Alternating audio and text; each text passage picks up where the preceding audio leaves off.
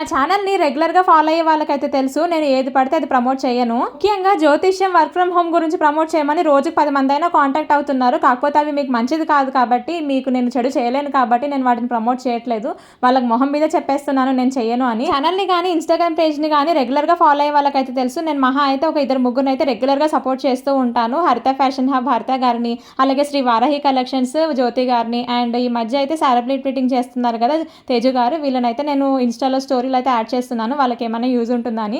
వాళ్ళు జెన్యూన్ కాబట్టి నేను మీ దాకా తీసుకొచ్చాను. నేను రెగ్యులర్‌గా వేసుకునే బ్లాక్ బీడ్స్ గురించి చాలా మంది అడుగుతున్నారని చెప్పేసని నేను మొన్న ఒక వీడియో పెట్టాను. జ్యోతి గారి దగ్గర తీసుకున్నాను, శ్రీ వారాహి కలెక్షన్స్ అని. తన దగ్గర తీసుకున్న వాళ్ళు చాలా మంది మంచి రివ్యూస్ ఇస్తున్నారు. అక్క బాగున్నాయని చెప్తున్నారు. కాకపోతే చాలా మంది ఎంక్వైరీ పేరుతో రోజంతా తన టైం అంతా వేస్ట్ చేస్తున్నారంట.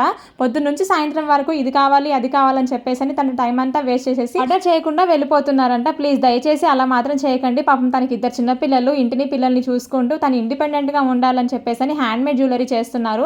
ఎవరికైనా ఇంట్రెస్ట్ ఉంటేనే మీకు నచ్చిన డిజైన్ ఏదైనా రిఫరెన్స్ ఉంటే తనకి సెండ్ చేసి హ్యాండ్‌మేడ్ చేయమని చెప్పి అడగండి. తను తప్పకుండా చేసిస్తుంది. తీసుకునే వాళ్ళు ఎలాగో తీసుకుంటారు. కాకపోతే టైం పాస్ చేసే వాళ్ళు చాలా మంది ఉంటారు. ఇక్కడ అక్కడ ప్రైజెస్ అన్ని కంపేర్ చేస్తూ ఉంటారు. అలాంటి వాళ్ళు మాత్రం తనకి మెసేజ్ చేసి తను ఇబ్బంది పెట్టకండి. తను చాలా బాధపడుతూ నాకు నిన్న మెసేజ్ చేసింది, అక్క ఒకసారి చెప్పండి అని. అందుకని మీ దాకా తీసుకొచ్చి మళ్ళీ ఒకసారి అయితే చెప్తున్నాను అన్నట్టు. అక్షయ్ కనిపించట్లేదని అడుగుతున్నారు కదా, అందుకని ఈరోజు వీడియోలో అక్షయ్ని కూడా చూపించేశాను.